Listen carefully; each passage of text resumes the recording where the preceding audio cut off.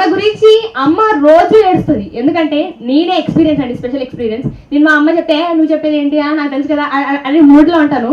కానీ నా భవిష్యత్తు కోసం మా అమ్మ రోజు ఎంత బాధపడుతుందో నాకు తెలుసు. సో అలాంటి అమ్మకి మనస్ఫూర్తిగా కృతజ్ఞతలు తెలుపుతూ, సో ఆడపిల్ల విషయానికి వస్తానండి. పుట్టినప్పటి నుంచి చచ్చే వరకు ఆడపిల్ల కష్టాలు తప్పవు. ఎందుకంటే పుట్టినప్పుడు ఆడపిల్ల పుట్టింది అనగానే, కనీసం నేను పుట్టినప్పుడు అండి, కనీసం మా నాన్న కానీ మా తాతయ్య కానీ నన్ను చూడడానికి కూడా రాలేదు. నేను రెండో ఆడపిల్లని, అందులో కృష్ణాష్టమి రోజు పుట్టిన ఆడపిల్లని.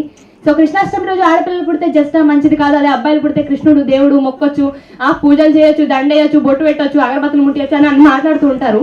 కానీ అదే ఒక అమ్మాయి పుడితే జస్ట్, నేను పుట్టినప్పుడు అన్నారండి, కృష్ణాష్టమి రోజు నేను పుడితే కృష్ణాష్టమి రోజు అమ్మాయి పుట్టింది కదా, జస్ట్ మంచిది కాదు, ఇంటికి మొత్తం అరిష్టమే, మీ ఇంట్లో ఈ రోజు నుంచి అంత దరిద్రమే జరుగుతుందని నా మొహం పట్టుకుని అన్న వాళ్ళు కూడా చాలా మంది ఉన్నారండి నేను చిన్నప్పుడు.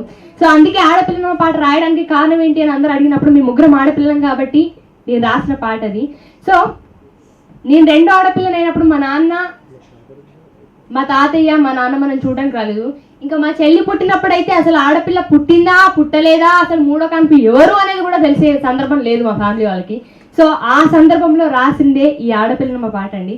సో పుర్రా చేత మంత్రాసాని పురుడు పోసింది, నా పేగు కోసింది, నవ్వు ముఖము లేకుండానే అవ్వా చూసింది, నా అవ్వా చూసింది, 3 రోజుల తర్వాతే నా అయ్యా చూసిండు, 3 నెలల తర్వాతే నన్ను ముట్టుకున్నాడు, అయినా ఎత్తుకోలేదో, ఆడపిల్ల ఆడపిల్ల ఆడి పిల్లనట, నేను పాడు పిల్లనట.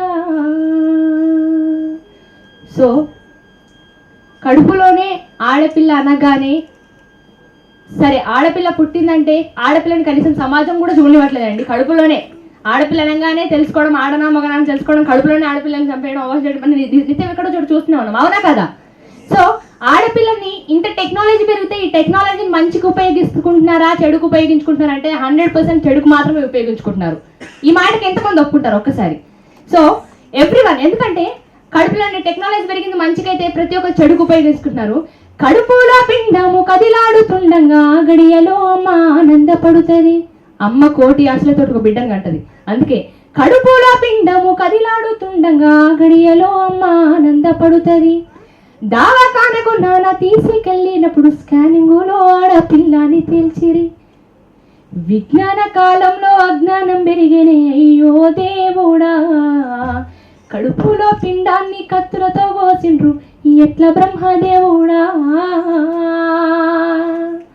అవరోధములు దాటి ఆడబిడ్డగా పుడితే చిన్నతనము నుండి సీదరింపులతోడు, ఆటల్లో పాటల్లో చదువుల్లో చులుకాన, బయటికెళితే చాలు ఎప్పుడే మగువును, మానవత్వం మరిచి రాక్షసత్వముతోని, అయ్యో దేవుడా, మగవాని కోరల్లో నలిగేనే బ్రతుకులు, ఎట్లా బ్రహ్మదేవుడా. అప్పో సప్పో చేసి కట్న కానుకలిచ్చి పెళ్లి చేసి ఓ అయ్య చేతిలో పెడితే, కట్టుకున్నోడిపై కోటి యాసలతోటి అత్తగారింటిలో అడుగు పెట్టిన వేళ, కట్టుకున్నోడే కాలయముడైపోయే, అయ్యో దేవుడా, కన్నవారికి కడుపు కోత మిగిలి, ఎట్లా బ్రహ్మదేవుడా.